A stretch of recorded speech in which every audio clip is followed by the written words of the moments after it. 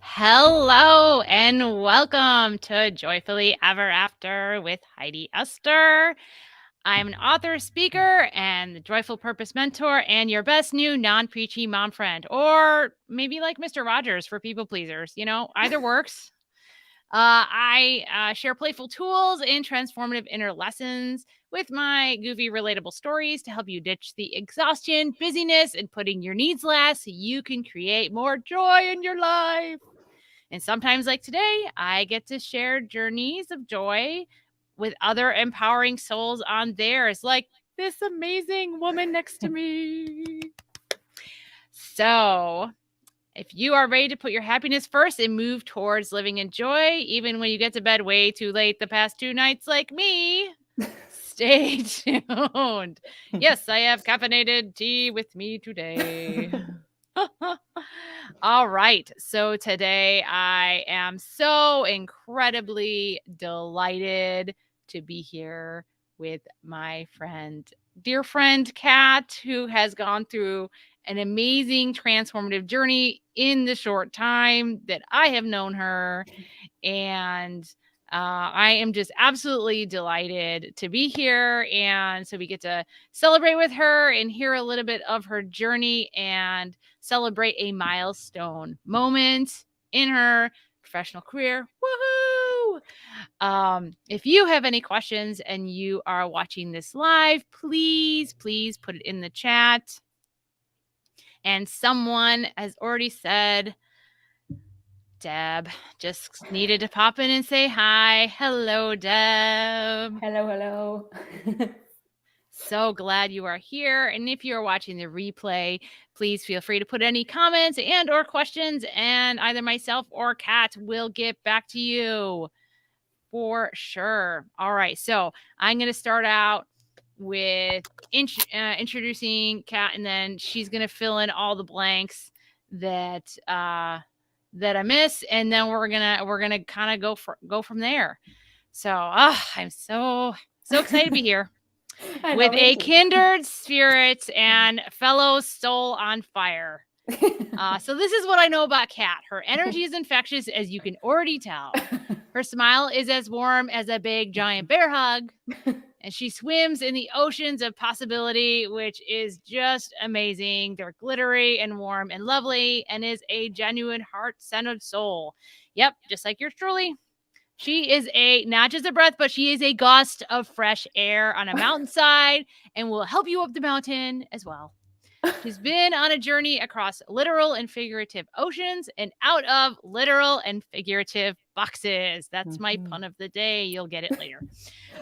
So she is here to share her story and celebrate that milestone.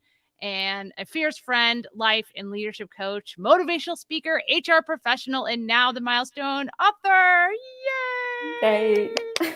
Welcome to Joyfully Ever After, Kat. Thank you so much. Like, oh my God, I just, my heart is full to be here in this room with you, to literally just catch up with a good friend.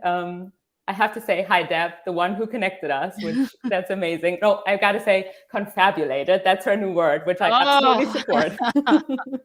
I'm liking it.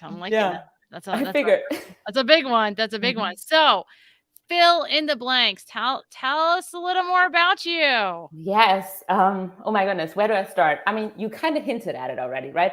So I crossed oceans from Germany. In 2016 is when I came to the States for the very first time. I grew up in Germany, like a town very close, like very rural, 30 kilometers, like 15 miles from like a bigger city. I had a very loving, kind, warm childhood, with a few disruptions that we're probably going to get to a little bit after in the story. But yeah, like, who was I back then? For those of you who know the German culture, it's very strict, very right, wrong, left, right. That's where the box theme kind of comes from. In the right? box. It's very in the box. Yes, right. Like we had to fit in. And I will say I always had this curiosity inside of me. I always was intrigued by people's stories, always intrigued how societies or organisms like got formed, which is also why I began to like study North American studies, right? Like that was like my schooling where I went for. And through different internships in the cultural field, like museum work, artwork, history work, I really dived deep into the human mind, I want to say, and got really intrigued by how cultures are different, right? Like that's, in my bachelor's, I had German linguistics and American cultural studies. And at some point you have to make a decision. And the reason why I went for American studies was I got so intrigued about how the American and the German culture could be so different. Well, in my heart, I always felt we were connected, right, through our humanity, but we were still responding so different. Yeah. And, and from history and humanity. And I love that. So in the Joyfully Ever After community, we talk a lot about that the resilient mindset, and one of those is curiosity, continuing to listen, right? Being open to listening to that, and then engaging that into intuition, not pushing down those feelings, which is hard from at least my German cultural background. Yes. that it was a bit of a learning curve, but yet the intuition, you can get the intuition if you start listening to the feelings. So you had to go through some revolutions even out of the German box to get out of the German box. Yeah, no, 100%. And honestly, like, I love how you say like out of the German box. Like, yes, it's odd, but it's in 2016. I mean, I hear my husband laughing, even though he probably can't hear us, but I keep referring back to 2016 because that's the year when I came to the States for the very first time. It was, I mean, life, liberty, and the pursuit of happiness literally came true for me. Like, I remember the day like yesterday when I arrived here. I came here for an internship in business, which, again, I studied cultural studies. I, for years, held that limiting belief that I'm not good at math. I can't handle numbers. I can never be in business. And because I had to have this internship, it kind of catapulted me over here. Like I followed my curiosity and said, I don't like the artsy stuff. Actually, now that I speak this out loud, I think that was the first time that I really followed my gut. Like that I said, okay, I studied cultural studies, but I don't want to really work in that field. Like I followed the curiosity to explore the business realm. Correct. Yeah. And then you had to and I love that, because there's always like a lot of times for people to even entertain new things, you have to have some kind of a break, right? That's a whole like the crack lets the light in. And like for you, it was like you decided to make a decision to come to the US.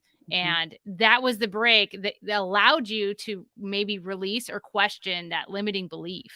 Yes, that 100%. you didn't let that you work with math, or you didn't want to do business, but it also let you know that maybe you didn't want to do cultural studies either. Maybe you were so intrigued because you just needed to get over the pond. Yeah. Yes. And I think what helped me lean into that curiosity and what made it less about numbers, math, and limiting beliefs was I was here by myself and I just had to figure it out. Like I didn't like, and there's the time difference, right? Like it's 6 hours like to Germany, like they're ahead of us. So if I ever wanted advice from my mom, my stepdad, my friends, I had to like wait. There wasn't a, hey, let me ask you this, what would you do? I had to like learn to trust myself. And that really enabled me to question, or to actually pose the question actively, like, who is it that I am? Who do I want to be? Where do I fit in this world? Yeah, and it gave you that space, right? That quiet in that space, without having those people that you would normally lean on. I love that. I love that. Deb says, to intuition, listen when it speaks. Yeah. Can I get an amen there? Yes. Totally. It's tricky though, right? Because, and I think that our cultures have that in common, that when you think about it, I'm not sure how you were as a kid, but like I know I was always very curious, joyful, free. Like I was a free spirit. In my free time, I would talk. Then in elementary school, I would lose that. I became more reserved, right? Like my teacher said, ooh, I'd be careful with Katharina. She needs tutoring. She doesn't talk in class. And when you think, I mean, you know me, right?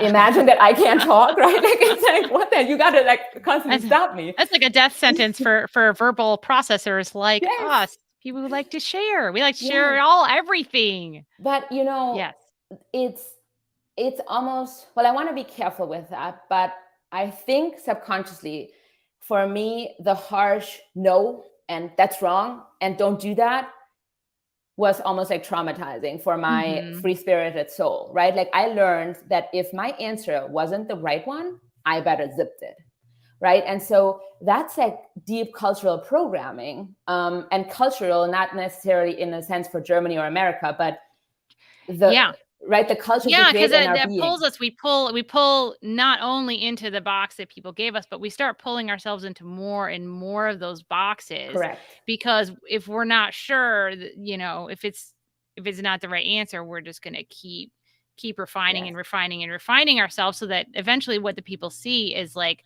a shadow of who we are. And that shadow becomes our safe space, right? Yes, and that becomes who, and then at some point we might, later in life, we might, have those nudges and have those, be that curiosities, like, I wonder if I would still like doing, like playing with crayons, or like, do I still like fishing? I don't know, like it seems like a lifetime ago, because you are a different person, because you have all those, you're in all those boxes. Yeah. Wow. Thank goodness. Yeah. All right. So we're gonna blast back to the present, and we're gonna start. So I always ask this question to all my guests. It's a really hard question, but bear with me. How are you taking care of yourself today, Kat? Yeah. Honestly, like I created like my own routine, and then there's one, I'm going to say mantra almost, that I want to let you in there. So usually my alarm goes off at like 4 a.m. I'm an early bird. And then I enjoy the peace and quiet with myself, with a cup of coffee. Like I drink 1 cup of coffee only anymore, but that's in the morning and it's a little ritual. And afterwards I do my exercise, and you may recall the times where I went to Orange Fitness all the time, and I don't do that anymore. I follow my gut. I'm like, okay, what does my body want? Is it a 20-minute thing, a yoga thing? So really the movement gets me going. And then I have So you listen. Yes. You sit and you say, all right, how am I doing today? Correct. I love that. Yes. And then after the exercise, I do some journaling, and that can be something that I need to process, or a goal that I work on, ideas that I have, anything really it could be. And then I'm ready for the day. So that is my taking care of myself ritual. That's beautiful. Yeah, thank you. It took a while to figure that out, right? Because you hear a lot of, oh, you got to do this, you got to do that, you got to do. Yes. And same thing, you got to find what's right for you.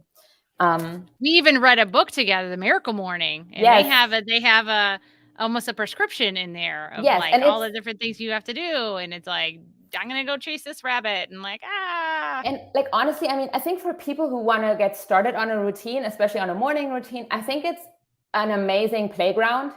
And yet you got to figure out what works for you. Yeah. I think that when I grew up, I was never taught. I was taught that all learning happened at school. So like your teachers and your parents, right? Your teachers and your parents were the people you listen to, and they have all the answers. Yeah. And so that's no. Thank you, but no thank you. But it's hard when you get older, and then you're like, all right, well, you take everything that, say you have a book. And so I used to really lean heavily on books as like, all right, these are my new teachers. And I didn't realize I was doing it, but I was trying to take everything they did and put it in my life without asking that question. Right. And that's the difference. There's a big difference there. It's like, you're like, is this align with me? Does this work with me? How does this feel good? Like I tried 7-minute workouts for a month. I did it. I'm a really, like, when I try something, it's for a month or a year. Like I go big or I don't do it at all. And I decided 7-minute workouts are not my jam. And so I still need I get up. I actually don't even get out of bed. And I do a 20 to 30-minute meditation.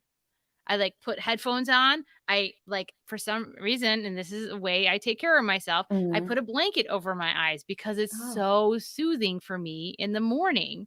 And ironically, now that I've switched over to not being, because I used to meditate on the floor on a cushion, and then I was like in a chair, and then I would like fall asleep. But when I'm in my bed, I don't fall asleep. So it's like, right. So it's just like giving yourself permission. to say, Yes. like, how does this work for me? You gave me a little framework, and how am I gonna work these paper clips to make, to make a swan? I don't want a paper clip. I want a swan, Mhm. right? And Yeah, so beautifully said. Yeah, 100%. I couldn't agree more. And it's not always easy to just like check in with yourself, like pausing and checking in. Is this really serving me or not?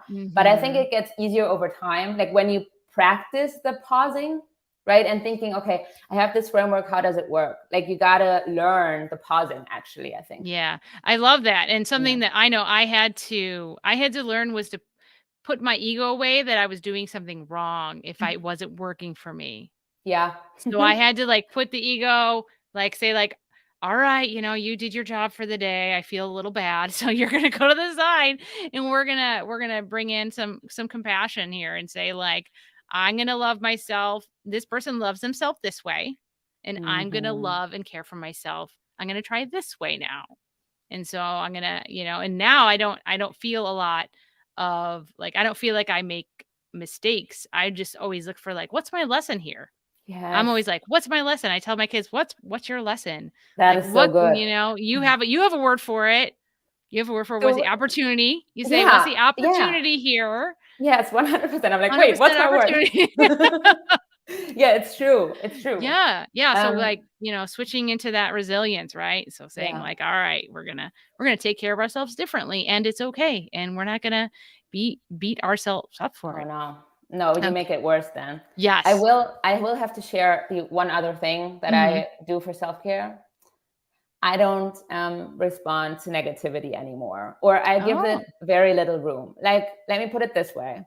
I still have my day job in HR, and you can imagine there's still a lot of like complaints Mm. coming in. Mhm. And if it's only complaints, I'm not responding. So, like, if people want to solve something, I'm happy to help them find the opportunity.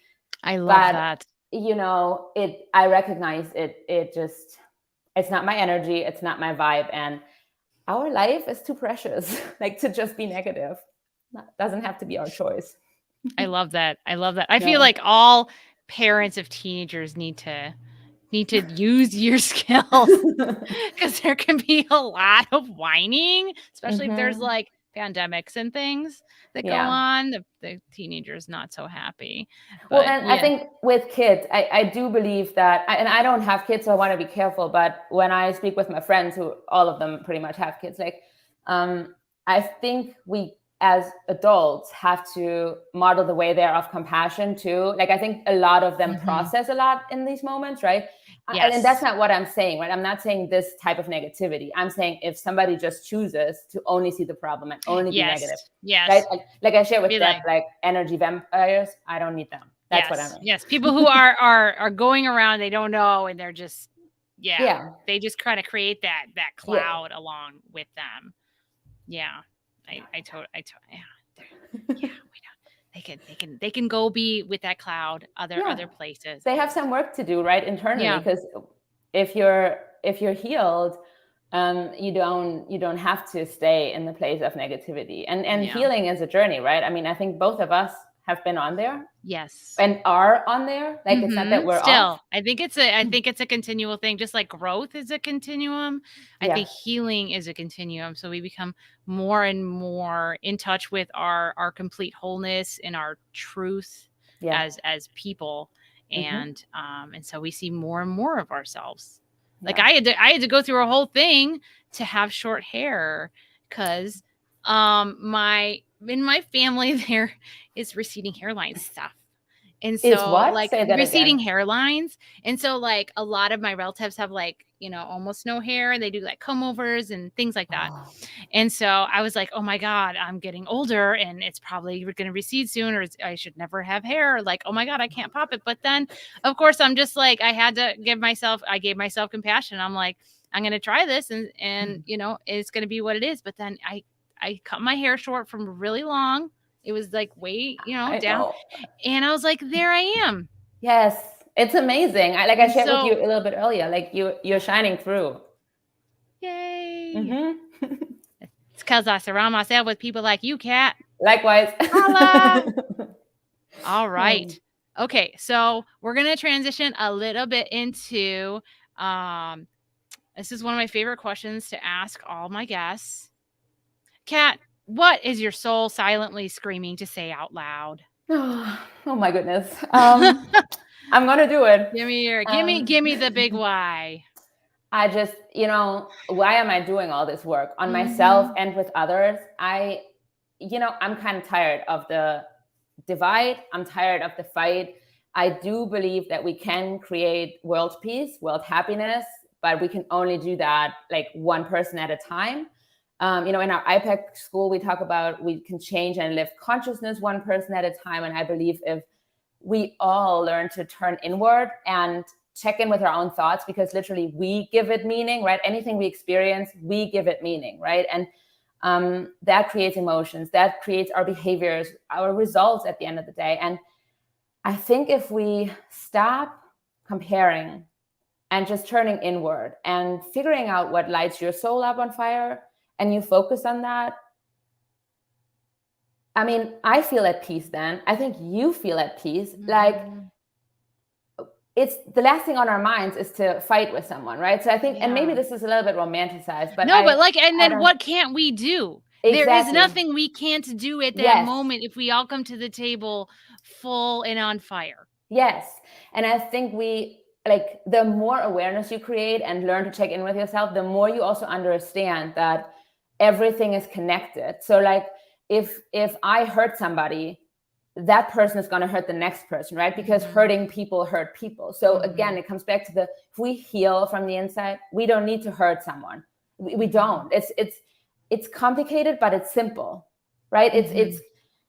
I think and actually, as I'm saying this out loud, I don't think it's really complicated. I think it just goes against everything that we have learned for years, right? The way we grew up. And well, we are taught to just be so like our societies are so individualistic, but then we take that to an extreme of like trying to be better than, right? Yeah. It creates this culture of competition. Well, and better than the other person, and not better than yourself. Then we smush other people down. Then when we don't lift up to expectations that we feel, then we push ourselves down with it also.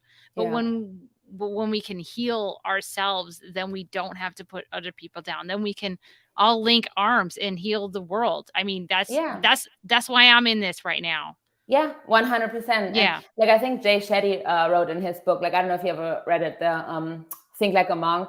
He talks about how we can't build our happiness on someone else's what's the word? Like brokenness. We can't. It's impossible. Like the laws of attraction, the energies are not in alignment then.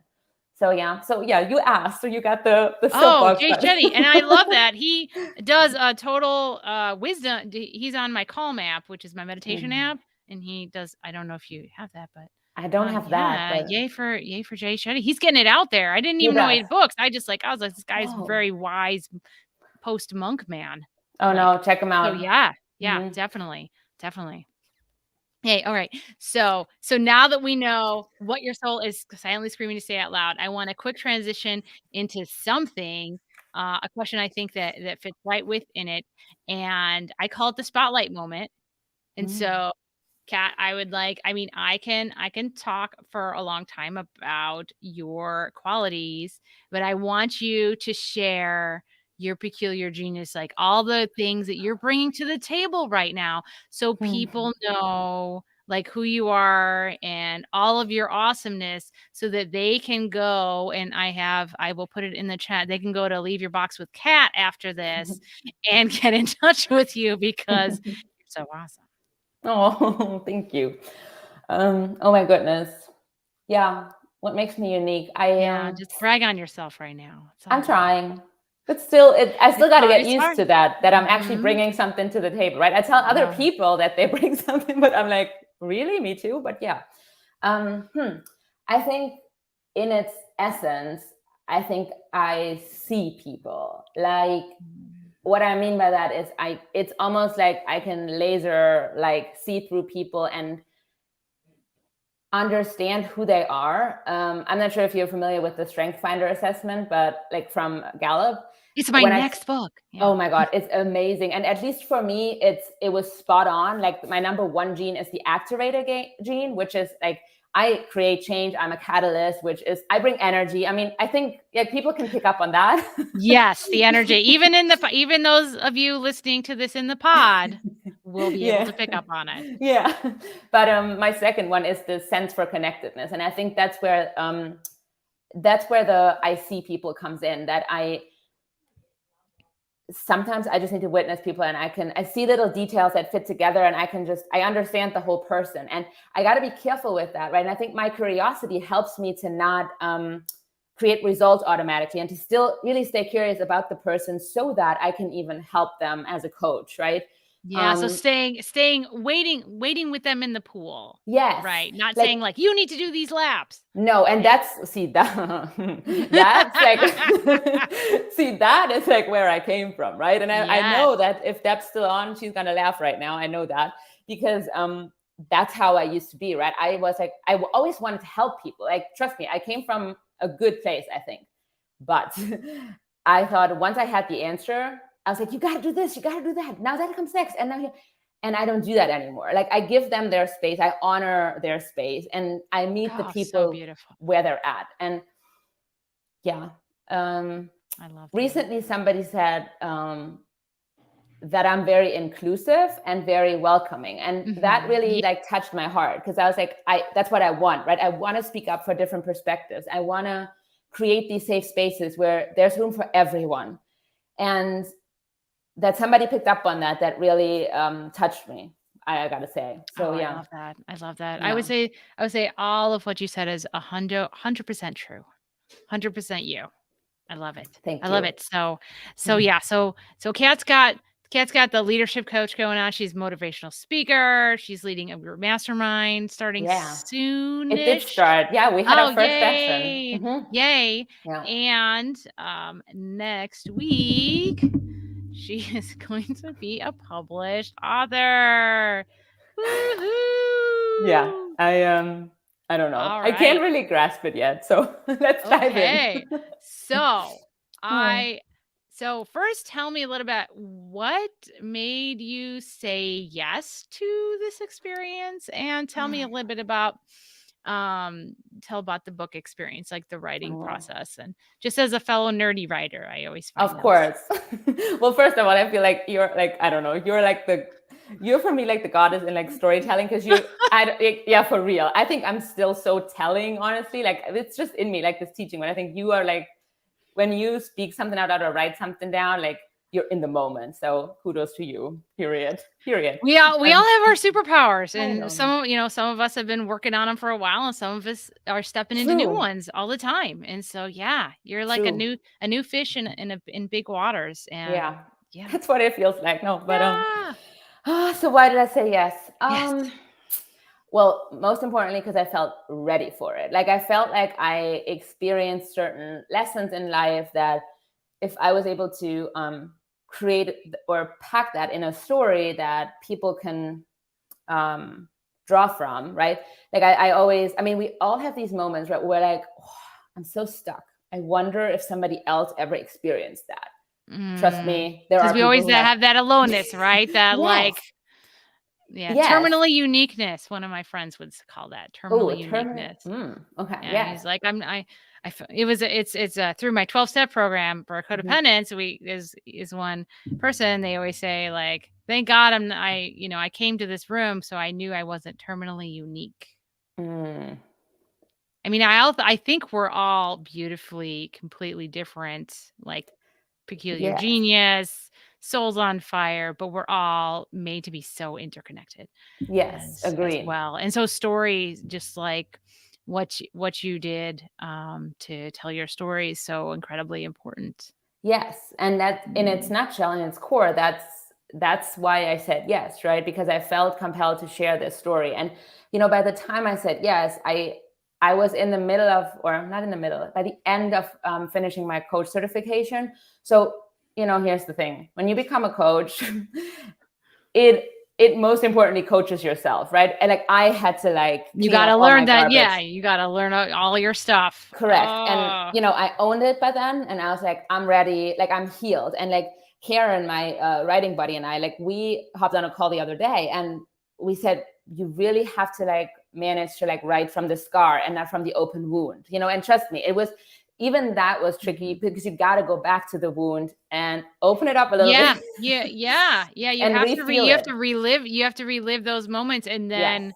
if you haven't healed, then you're gonna be a little bit slower in the writing process. Oh, yes. You're gonna Yeah. have to like actually do work, emotional work, versus just.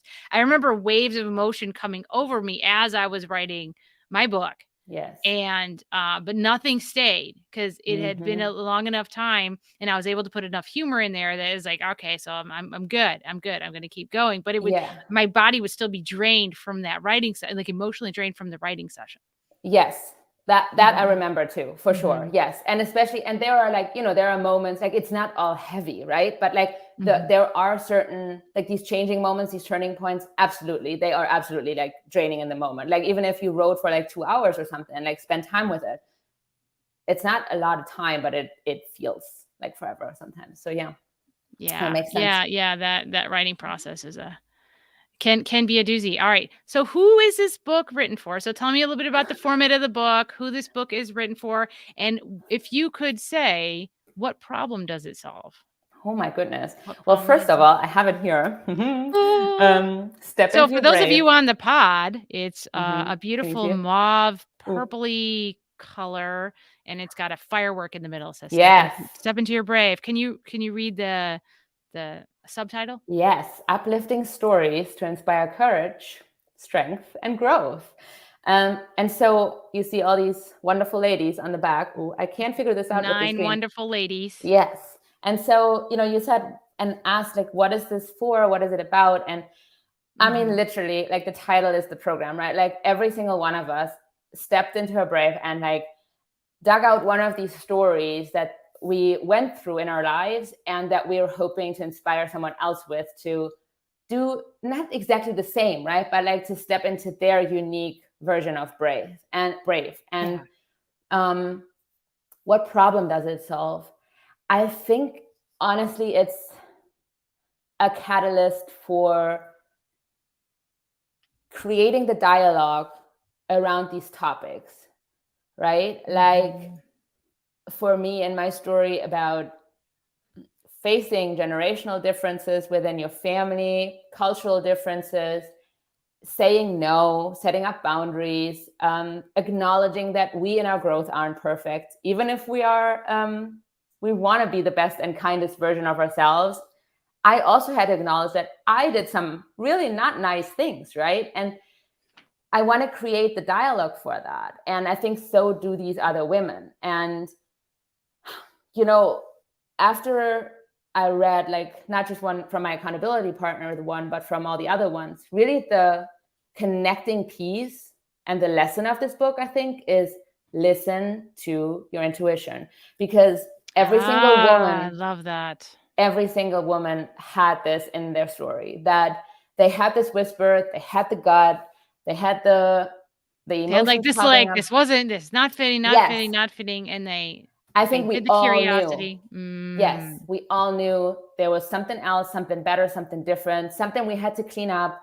And so honestly, my goal is to get this in as many young women's hands as possible. Like, I mean, everyone I think gets something out of this, but if we manage to help our teenager lovely people to like connect with that and to trust themselves, I think is, that's where the revolution starts, right? Yeah. And you make really good connections also with the you know, the younger, because you're at Penn State right now. From what I hear. From what I hear, yes. Yeah, I am working with students right now on actually their career prep management. Like, how do I even like find a job that I like, right? Like, who am I in this world? What's my role? And you better believe they get a copy. Yeah. whether they love it. want to or not. No, I'm kidding. I love it. I love it. I love it. I think I have a stack of books that I'm going to buy for each of my kids at their high school graduations, and they already know this and they're already not looking forward to it. But that might be one of the books for my daughter. Yeah. So I'll have to try to find an equivalent for my son. There's got to be one out there somewhere. There is. So I'm sure. Yeah. Awesome. All right. Do you have a sample from your book ready? Is there like a passage you'd like to read? I can. All right. I was looking through them earlier, and I don't want to overthink it. So, are you ready? We're ready. Wonderful. Okay. That journaling allowed me to sit with the emotion, to hit the pause button before going further down the judgment spiral. Leaning into perfectionism and judging others was not who I wanted to be. If anything, it was the opposite of my purpose and my who. So why the hell do I do it then? Seconds went by and I wandered off to try to re-feel the emotion in the moment when I found flaws in others. I took a deep breath in, a deep breath out, in and out. And there it was. The clear sense in my gut that the moment I found a flaw in someone else, I got my validation that I was good enough. And,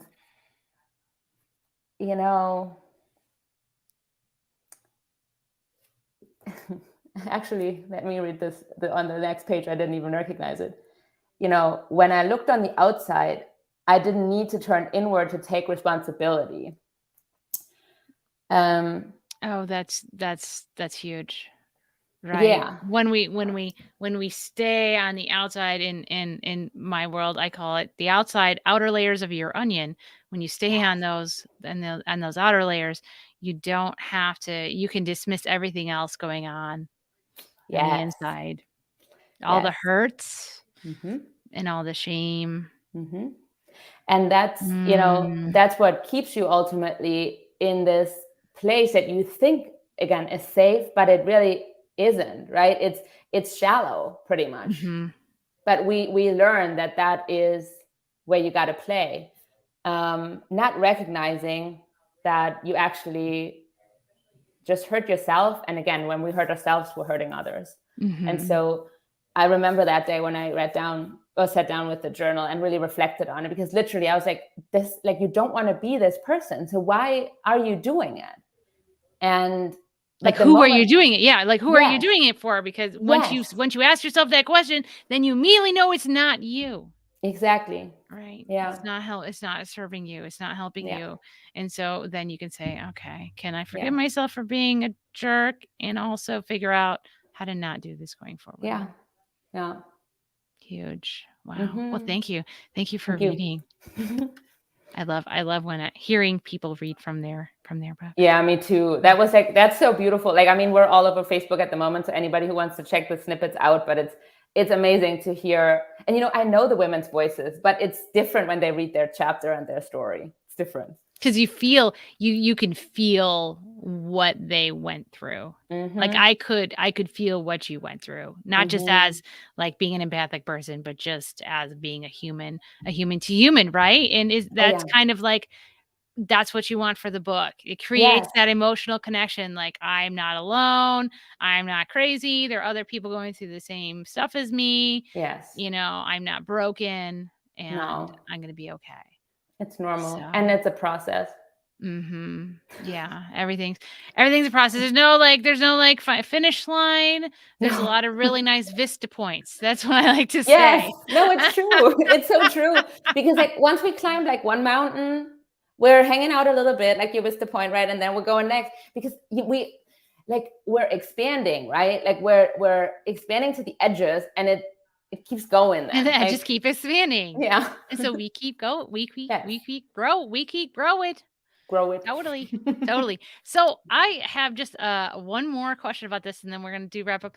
Did you learn anything about yourself while writing this book?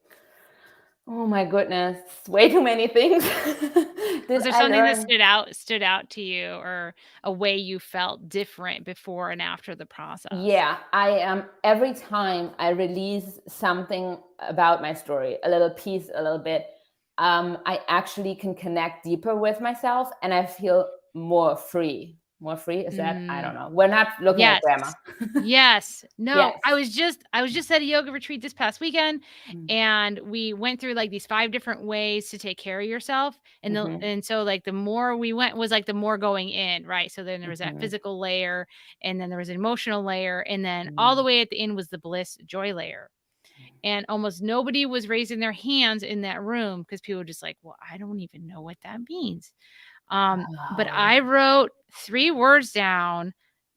I'm an extroverted feeler person. Part of my peculiar genius is I can whip these things out really quickly. And I raised my hand, even though I probably didn't need to, but programming. And I said, I feel joy by connecting through truth, Mm. by showing more of my truth. Yes.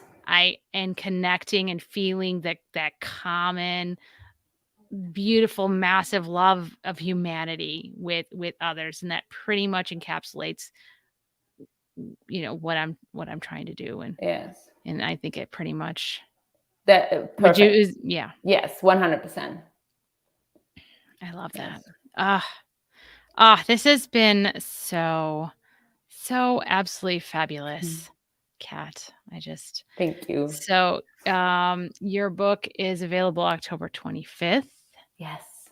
Next week on Amazon. I put a Mhm. link down in all the show notes. And if you're listening to this on the pod, it will be in the pod notes so that you can just go to Amazon and clink it and buy it.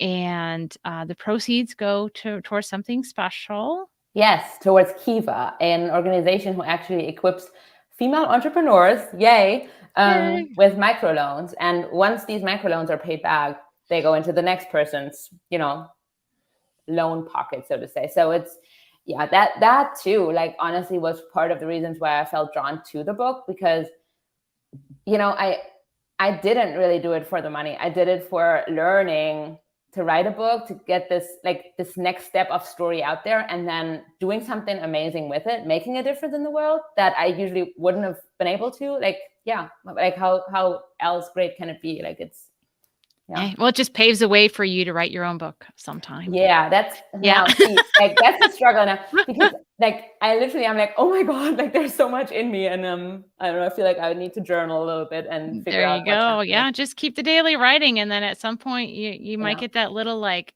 if you put all these somewhere online, it can be a book. You might get Yes. that. You might get that little nudge, that little Yeah. nudge. So, one thing I like to ask all of our guests is, what is some kind of advice that you would have, or you would like to share with our joyfully ever after neighborhood? Oh man. Yes. Whenever you feel restless or unsure of something, or um, just uneasy, don't turn outward. Turn inward first, and acknowledge and accept that it might be uncomfortable at first, but it's always worth it to sit through it, to feel your emotions. I always recommend to like journal them out, because once you get them out of your mind, you can literally like free your system from whatever it is that's going on in you. And Oh, then I love that. honestly, just trust yourself. Like, learn to trust yourself. And just because the road is like rocky doesn't mean that you can't trust yourself. Look deeper. It doesn't mean it'll always be rocky. Yes. Yeah, I No. love that. And it's a process, right? Like we said, it's there are days where I'm not showing up the way I want to, but we're human, right? We got to acknowledge that. But what we got to remember is that we always Mm. have the choice to get back on the track. Like, the choice Mhm. is so important. Yeah, you can always choose like, a lot of times when I don't know what I'm doing, like, I don't know, like, things aren't going the way that I expected Mm. them, I stop and I was like, "All right, how can I take care of myself right now?" Yes. If that's the only one thing I can do, I'm gonna do that. Yes. Okay. Like today, I had to take a nap because I do late nights, and I was like, I need a nap before I talk with my awesome friend Kat. So I took a nap, and now I'm here, and I feel fantastic. I feel so much more awake than I probably should be at this hour for me. Oh, I just want to sit here.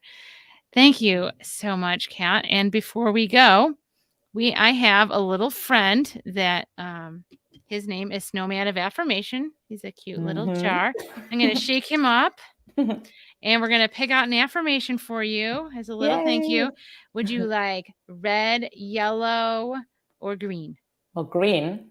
Okay. Please. This one just popped to the top. Oh. So I'm going to assume this one is for you. And this is a message you may need to know. Everything is always working out for me. I There gotta you write it down. go. You I got love a little divine message. And I'm going to pick a message for all of our listeners and our watchers. I'm going to go red because we got some spicy reds in here. So for everyone listening to this replay, I share my gifts because the world needs my light. And so get out there and share your peculiar genius. We heard about cats today. Of course, you hear about my wacky stuff all the time. Get out there and share your message. Connect through truth and love and beauty. All right. So, Kat, thank you so much for coming on Joyfully Ever After and sharing a little bit of your journey and this beautiful new gift for humanity, about humanity, that will be on the bookshelves August 25th, October 25th. I just skipped 2 months. Ooh. And I wish you all the best. Love, light, and laughter. Until next time, I am Heidi Esther with Kat, and we will see you soon.